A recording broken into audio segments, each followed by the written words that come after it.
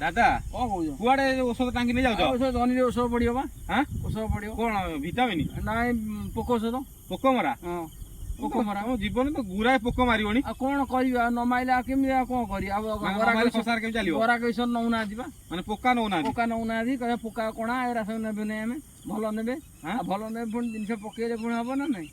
ଯାହା କୁହ ବହୁତ ପାପ କଲଣି କିନ୍ତୁ। ଆଉ ପାପ ଭଗବାନଙ୍କ ଦୟା ଯାହା ହବ ଆଉ କଣ କରିବା? ଉପାୟ ନାହିଁ ଆଉ ଭଗବାନ ସାହା ଭରସା ଆଉ କଣ କରିବା? ପ୍ରକୃତ ନ ପକେଇଲା ତ ଗରାକ ନଉନାହାନ୍ତି। ଗରା ଯଦି ପୋକା ନିଅନ୍ତି ଆମେ କାହିଁ ଔଷଧ ପକାନ୍ତୁ ନା କଣ? ଆଉ ପୋକ ବି ଉଠିଗଲେ ଗରାକ ଇଏ ସବୁ ତ ନଷ୍ଟ କରିଦେବେ ଆଉ ନଷ୍ଟ କରିଦେବେ ନାଇଁ କି? ଆଉ କଣ କରିବା? କଣ କରିବା ସାଡେ ଜୀବଟା ଦେଖିଲେ ମାରିବାକୁ ଇଚ୍ଛା ହଉନି। ମାରିବାକୁ ଇଚ୍ଛା ହଉନି। ସାଡେ ନ ମାରିଲା ସିଏ ଆମ ଖାଦ୍ୟ ନଷ୍ଟ କରିଦଉଛନ୍ତି। ଆମେ ଖାଇବା କଣ? ଆଉ ଭଲ ଜିନିଷ ଯଦି ନ ହବ ଲୋକ ନଉନାହାନ୍ତି। ଲୋକ ନଉନାହାନ୍ତି ଆମେ ନିଜେ ତ ଖାଇପାରିବାନି। ବାସ୍ ଠିକ କଥା। ସେ ନଷ୍ଟ କରିଦେବେ ଆଉ ପର ଲୋକଙ୍କୁ ଦେଇକି ଇଏ କଣ ହବ? ଯେମିତି ଆମର ଇଏ କେଉଟ ଯାହା ବଲେ ମାଛ ମାରିବେ। କେଉଟ ମାଛ ମାରିବେ। ଆମେ ଆଉ କହିଲେ କଣ ହବ? ମାଛ ମାରିବେ କର୍ମ ସେ କରିବେ ଆଉ କର୍ମ କରିବେ। ଆଉ ଆମ କର୍ମ ଆମେ କରିବାକୁ ପଡିବ। ଗୋପାଳଙ୍କର ଗାଈ ଦୁଇଁଲେ ଅଗାଧୁଆ ନେଇକି ମନ୍ଦିରରେ ଢାଳିଲେ ଠାକୁରଙ୍କର ଚଳିବ। ତମର ଅଗାଧୁଆ ଅଗାଧୁଆ ଚଳିବ।